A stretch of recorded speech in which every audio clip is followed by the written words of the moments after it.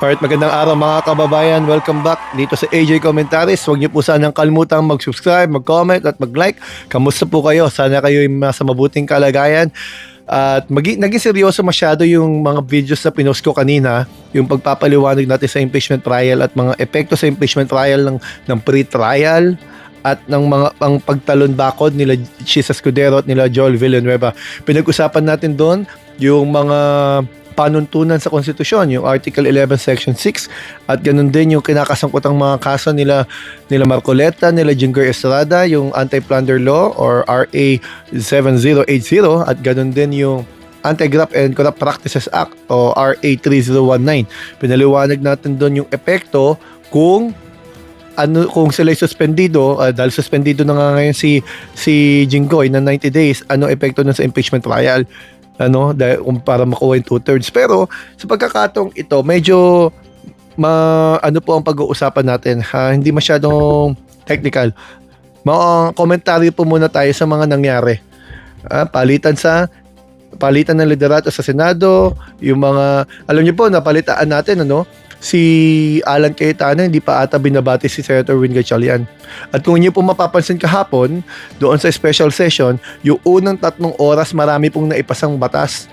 Third reading, second reading, marami silang naamyendahan, marami silang resolution, pati yung tulong doon sa Mindanao at doon sa pagkilala sa mga tumulong. Ganon din yung iba pang mga bagay. Pero yung hapon na, tanghali na, dumating na yung appointments, committee on appointments, kung saan i-confirm nila yung 85 na mga tao sa nakalimutan ko anong posisyon. At ganoon din sa mga general. Doon nagkasimula pag-delay, kasi kitang-kita man natin paano dinelay ni Marcoleta. Dumating sila yung mga minority, dinelay niya. Hindi dahil ang dami niyang conversion, obvious naman na walang basihan, pero tapos ang dulo sasabihin pala niya hindi naman siya nag-o-object. Hindi mo pala siya nag-o-object. Sinubukan pa niyang harangin. Di ba? Yung mga general. Ang tagal na nilang hinihintay yung confirmation na yun, mga kababayan. Magulo rin Tapos, nung sa session na, bumalik na sila sa session ng hapon, wala na sila Marcoleta. Sila Pia Cayetano naman nandun.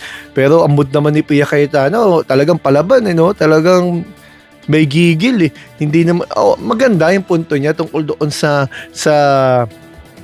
ano bang panukala yun ni Risa, yung sa mga hospital para hindi na hostage yung tao pag walang pambayad. Napakaganda ng argumento ni Senator Pia Cayetano.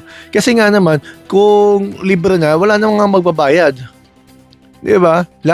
Malulugi ang hospital, lalo yung private, magsasarado yung mga yan.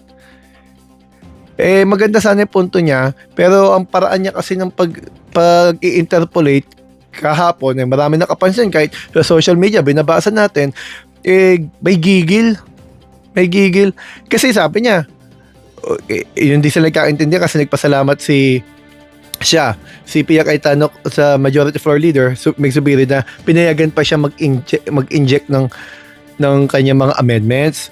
Kasi kinlose na ng umaga yun sumagot ng you're welcome si Risa Ontiveros. Sumagot agad siya na hindi sa kanya nagpapasalamat. Yun po kasi mahirap Bakit po naging mahirap?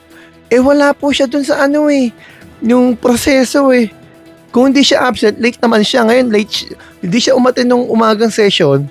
Ngayon yung tapos na, papasok siya ng late, gusto niya pa bago.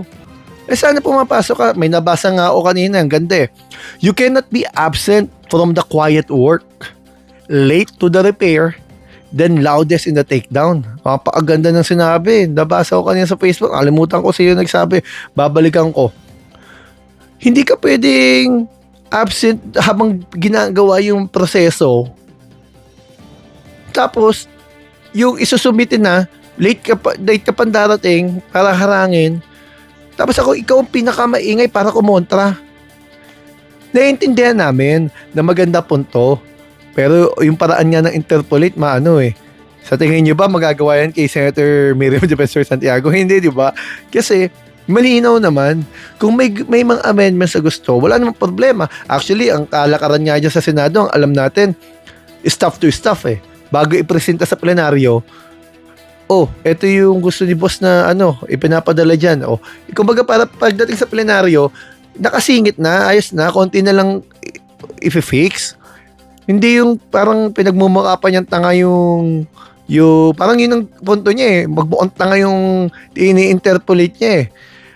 Well, abogado siya. Maganda naman yung argumento niya. Pero yung delivery niya kasi, yun yung punto doon. So, anong ibig ko sabihin? Yung naririnig-rinig natin na para bang may gumaganti ba ang Cayetano Black sa pagdidelay ng mga bagay-bagay? Kasi si Marcoleta sinimulan niya eh. Isipin niyo po, sa unang 3 oras na wala sila, ang daming naipasa. Nung dumating sila, pati general hinarang ni Marcoleta. Tapos ngayon naman, yung kay Pia naman, yung sa hospital, naintindihan natin, ayaw niya malugi ang mga hospital, lalo mga private, kasi pag nalugi, tayo ring mga Pilipino kawawa. So, pero maganda naman na pag-usapan at amyendahan, pero yung gigil niya kasi, para bang, excuse me, parang bitter eh. Parang ganyan talisari mga kababayan eh. Anong tingin ninyo mga kababayan? Bakit ka ganun? So, di natin alam kung anong plano ng Cayetano Black, pero I think dahil sa mga galaw nila, parang pang-kontra talaga ang gagawin sa lahat ng bagay. Tingin natin, sana hindi naman. Yun yung petition nila na para i-deklara ng Supreme Court na null and void. O ang June 3 session na nagluklok ng kay Sharon Gatchalian bilang President Pro Tempore. Gusto nilang hindi kilalanin eh. Kaso, I think moot and academic na yon mga kababayan. Kasi officially na meron na noong June 17 Ang punto naman nila, magagamit kasi sa mga future purposes. Kaya maganda rin sigurong desisyonan niya. Maganda rin yun. Ako'y pabor doon. Kasi magkakaroon ng linaw. Yung Avellino versus Cuenco case, mabibigyan ng linaw. Paano nga naman pag nangyari yung mga susunod, no? Kasi may mga pagkakataong maraming wala no? Katulad niya, may mga nakakulong, may mga nagtatago, posibleng may nasa bansa. Paano yung mga wag naman sana, paano yung mga patay o namatay o nasa ospital, malala ang kalagayan? Pipilitin mo pa rin bang pumasok yung mga yun para lang mabuo mo yung sinasabi mong argumento?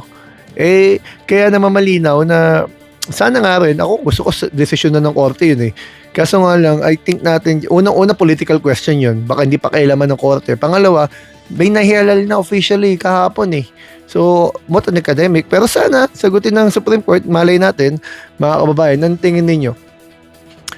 Maganda nga sana na no? Na magkaayos-ayos na lang, Pero, tingin natin, hindi Ang gulo ng sistema nila kahapon, may init may galit. Tapos lumabas pa yung statement ni Pulong Duterte na si Bongo daw may ICC warrant of arrest na. Bagamat dinenayan ng Malacanang at ng mga ibang ahensya, wala daw ganon. Hindi natin alam kasi yung kay Bato, ang unang nagdeklara noon, November pa lang, dineklara na ni Remulla 'Di ba? Pero sabi naman wala. Pero in the end, nagkaroon din after a few months. So, ang tanong siguro dun kung may sealed or unsealed warrant of arrest. Pero kung meron man, alam naman natin may kinakarap na kaso si Bongo may epekto rin niya sa impeachment trial. Malaki ang pressure sa kanya. Kasi tandaan ho natin, kapag yan na nadala sa dahig, bata pa yan. Ewan natin paano yung babalik ang Pilipinas. Magtatagal yan dun, mga kababayan. Magtatagal yan dun. Mabigat doon. Si Digong kasi matanda na doon, dumating doon, kaya ang tingin niya ng iba baka hindi na makabalik no. Pero maganda nga sana makabalik sila, pero may pananagutan kasi talaga sila Ang dami nila kasing pronouncements na napanood ng lahat no. Kaya mahirap din, bayaan na natin yung korte ang humatol diyan. Ang paniniwala kasi natin, bagamat wala na tayo sa Rome Statute, ginawa kasi, ang kaso kasi, before umalis sa ICC. Wala talaga, meron talagang jurisdiction yun. Kaso nga lang, kung maipag-ugnayan ang pamahalaan natin o hindi, ibang usapan yun.